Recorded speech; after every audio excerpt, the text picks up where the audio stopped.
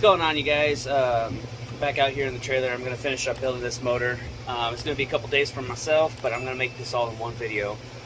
So hopefully I can get this done beforehand. Before I start off, I know last video I put towards the very end that I set up a GoFundMe account to help. If you guys want, I'm not saying you guys should, but if you guys want to help me to get the materials I need to build this trailer how I want it, I'll put the link down in the description for the GoFundMe account. I'm not asking a lot. I'm just trying to get some things going so that way I can get more content out into building this thing and go from there. But other than that, like I said, I'm going to put that down in the description. So let me go ahead and flip the camera around and show you guys what I'm doing on right now. Okay, last video you guys saw me put the timing chain, pistons, all that in. I was able to get the pickup tube in and all that. So basically what I'm doing now, I got the pan all cleaned off, wire wheeled off, so that way when we go and paint it, we can have it painted. Same thing with the timing cover. Like I said, it's going to be a couple days for me. I'm waiting for some money so I can get a sandblaster to basically get the valve covers cleaned up, because that's going to take forever. If the oil pan took forever for the wire wheel, those are going to take forever as well. So I'm not going to worry about those right now. Like I said, it's going to be a multi-day process for me. But basically what we're doing is we're putting the front timing cover on. Pretty simple. Gasket, some silicone around. Basically I'm just going to follow this line right here all the way across for the silicone for the gasket. Lay the gasket down, and then I'll put a small bead on the back side. I already got the new crank seal installed and all that. So let me go ahead and get this in. I'll show you basically when I get the bead on. So give me 1 second. Okay, so got that on, and then basically I just went around the outside portion of the timing cover, or on the side of the block to put it in. So we go ahead and put it in, and then I will let you know what the torque specs are, and we'll go from there. Alrighty, so with the not valve cover, my bad, with the timing cover on, the torque specs for this particular motor is 6 to 7 foot-pounds. So make sure you have a torque wrench that goes down that low. I actually have a mechanical beam that does go that low, so I'm gonna go ahead and torque all these down and go from there. I know 3/8 drive goes down that small, so if you have a 1/2 inch torque wrench, good luck. Some of them don't go down that far. So let me go ahead and torque this down real quick, and then I'm gonna go ahead and get the oil pan on, and we'll get that going. So basically the main part, or the main concern about this, is getting silicone right here in the crevice of where the rubber, because it comes with the rubber gasket. If you're using a full rubber gasket, same thing. Make sure there's some silicone right there in the corners, both front and in the rear. See how like this one has the silicone, or the rubber? You're gonna want to silicone those edges together, so that way no oil seeps out of there. So give me 1 second, let me torque these down. I'm gonna get that in, and then we'll get going. So like I said, make sure you put a little bit of silicone right there in the corners, just like that. I put a little bit underneath just to hold this in place, because it will like to walk. I would recommend doing that. So other than that, make sure that you get the correct, if you're using this style, make sure that this one's for the front, and add the other one somewhere. I can't find it. So yeah, oh, here it is. Just make sure that this one's in the back. So there are 2 different sizes depending if it's a truck or a car motor, so make sure that you get the correct size for that application. So if you get it as a full kit, it should be correct, but they are different sizes. Alrighty, you guys, so got everything torqued down. These are 10 foot-pounds, and these were 15 foot-pounds. So make sure you get those correct, and then they're all in. So the bottom end for me is pretty much done. So now I'm going to flip it over and start taking care of putting the cylinder heads on for the first and final time, or second and final time. I did the first one just to see what it looked like with everything on and everything, so I could send a picture to my buddy. So, but other than that, let's go ahead and get this thing going. So real quick, I got the motor flipped over. I like putting the cylinder heads flat on so they don't have any chance of sliding off. I know there are dowel pins, but I've had the instances where these fallen off. So being how this is a smaller motor, I can do it a lot easier. But real quick, probably are aware, you have outer head bolts and then you have your inner head bolts for Chevy motors. I believe some Fords and Mopar motors do the same thing. I really haven't looked at that much. Basically, I was building a lot of LS motors for buddies who race. So GM, I kind of remember how they are. Hondas, like the F22, H23, F26, B12, or whatever the Civics were, I don't remember. I just mainly did Accords and Preludes. So I'm familiar with those, but as far as Mopar and Ford, I'm not too sure. But this pertains to at least this motor and the 350. The inner head bolts, they are two different lengths. Yes, you have the short ones out here for the outer, but the inner ones, there are two different ones. You have this one and the one in the back on the same side. They're going to use the small one.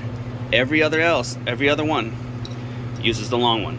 So if you're doing a head gasket, make sure you put the correct bolts in the right spot. You put a long one in that one, it's going to bottom out and it just won't work. So just be patient, be aware of that. So let me go ahead and get these all tightened up and all in, and then I will go over the torque pattern with you guys, and then I will also put a picture of the torque pattern in for you guys, so that way if you want, you pause the video, look it over real quick. It's a lot easier than trying to Google.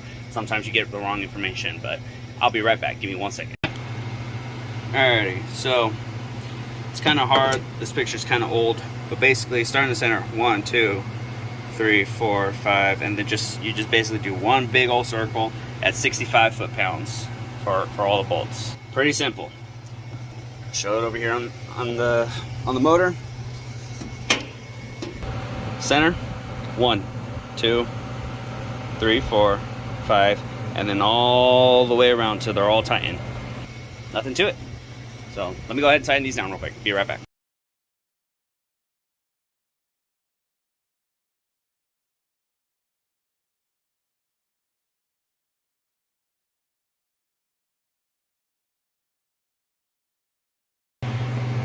And with that, I've got the cylinder heads on, oil pan, timing cover. So I'm gonna end it off here. I'm gonna be taking off to go do an outing with the family. So like I said, I'm gonna finish this video off right now today. I'll come back and we'll install the lifters, the push rods, the rocker arms, get everything all buttoned up on top end, get the valve covers on after I clean them off. And then we've got water pump, intake manifold, set the preset the timing. I have it at top dead center still, so that has not changed. So just got to get the distributor on. We'll get the exhaust manifolds on, get the fuel pump in, and then mount the carburetor, and then see what other parts I have laying around that we can go on this motor. But other than that, it's pretty much almost done. I probably will put the starter on just to get it going with the flywheel on. Don't know. I may or may not. I don't know if he's going to have issues trying to put it in the car. So as of right now, that's going to end it off for me on this portion of the video. But I will see you in a quick second. What's going on, you guys? Back out here at the trailer again. Day 2 for me. So I'm not really going to do that much. I'm just going to get the rocker arms in, push rods, lifters, and then throw on the valve cover gasket for right now, and just so it covers everything, so that way I can close up the motor a little bit, put the intake manifold on, and then go from there. You'll see me put it on and off a couple times, but basically I'm just waiting for a little bit more cash flow to come in, so that way I can get some other stuff that I need for it. But other than that, I'm just gonna go ahead and get these lifters in. So let me come back on over here. So I have the lifters over here sitting in their tray, soaking in oil for a couple weeks now, so they're ready to be put in. So I'm gonna go ahead and get those in, and then go from there. If you are reusing the cams and the old lifters, make sure you keep them in the same order they came out. But since this is a new cam, new lifters, new push rods, new rocker arms, new valves, everything's new, doesn't matter. They're all just gonna fall right in. But if you're doing like a head gasket job, or doing something with the crank, or anything along those lines, and you're trying to reuse those same parts, try to keep them in the same order they came out. So let me go ahead and get these over. I'm just gonna drop them right on in. Alright, so basically what I'm gonna do is I'm just gonna set the trays in here. I'm gonna use this oil. I'm just gonna drop it down in there, but basically to minimize mess, you just take them up, put them in the hole a little bit. That oil going up in through there, just like that. That's all it is.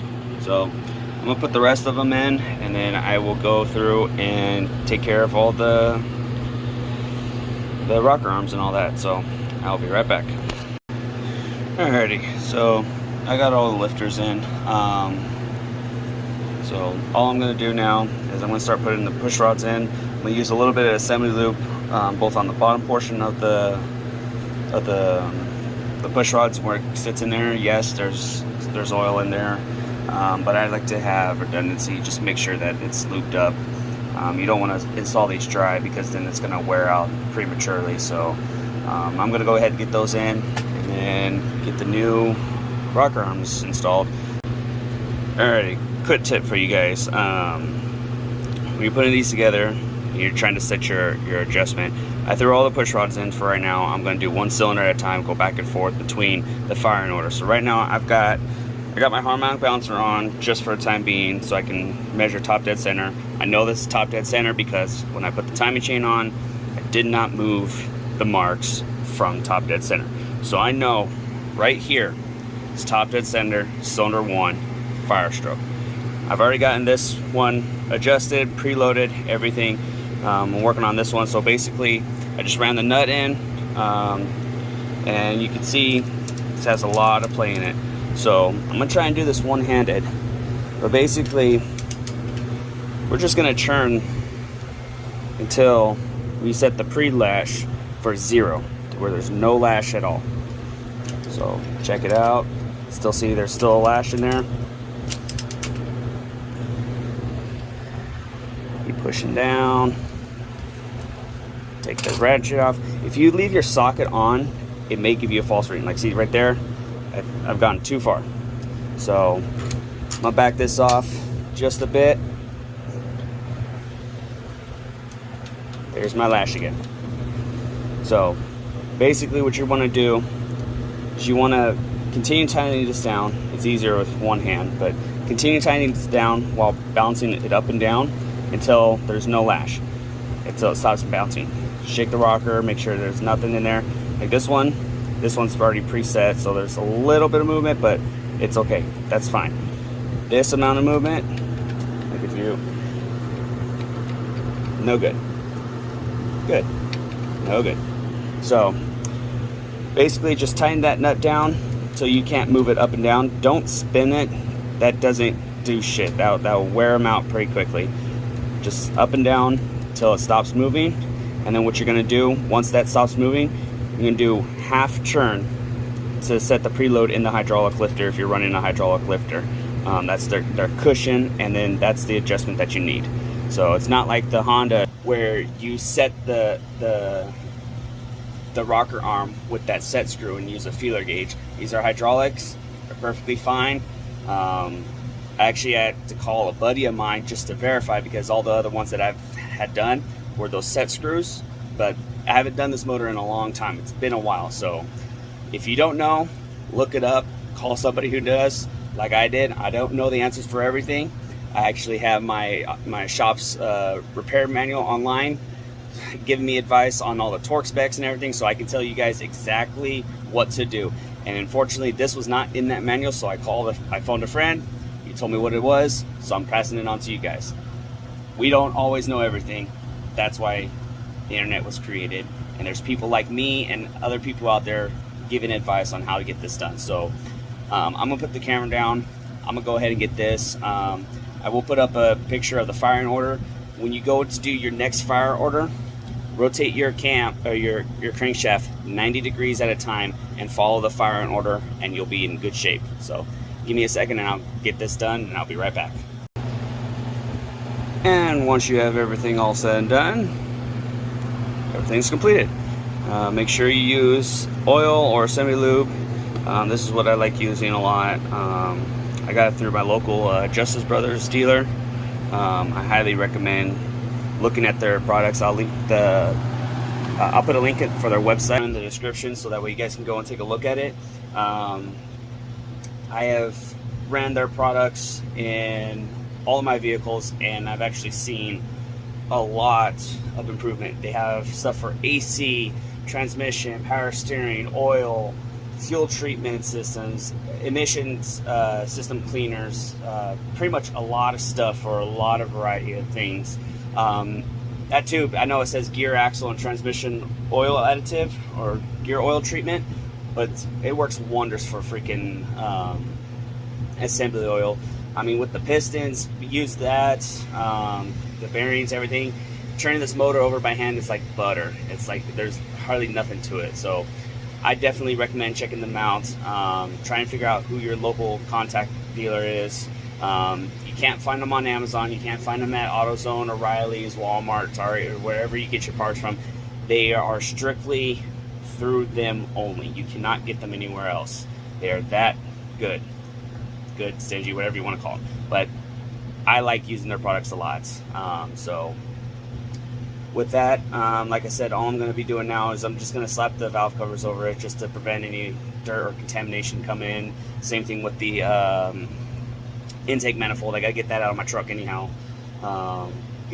Set that on just so it's up out of the way. So other than that, next thing I'm going to be doing, I'm going to end the video off here, but the next video that you guys will see will actually be finishing putting everything on the motor that needs to go onto the motor, and then we're actually going to paint it. It's kind of a weird color. A lot of people, or especially Chevy fans, are really going to hate it, but this is my buddy. He wants this color, and I'm not actually going to say the color until we actually go and paint it. So if you want to see what that is, make sure you hit that subscribe button, hit the notification so you know when I post that video. But it's going to be kind of controversial, but I'm not going to give any more details on it, but you guys will see that next video. But other than that, like I said, I'm just going to finish up in here, and then I will catch you guys on the next video. But keep wrenching. I don't know why I said that. Sorry, my phone cut up, but go ahead, like I said, hit that like, comment, subscribe button. I like to hear y'all's feedback. Like I said, once I get done with this motor, next thing I'll probably work on until I get some money for this trailer is my Ranger. I really want to get my Ranger back up and running. It's not that big of a deal. I do have to rebuild the motor on it, but I'm going to do that at a later date. So what I'm just going to do is just going to tear it apart, clean it up, probably just do a whole time-lapse video, throw some new bearings in it, throw the pistons back in, just clean it up, toss it back in. Damn thing's got 400,000 miles, and I've abused the hell out of it the last 150,000 miles. So I'm surprised it's still running. So that's going to be my next thing I'm going to be doing, but that'll be another video once I'm done with this motor completely installed in my buddy's car, ready to go. So I will catch you on the next video.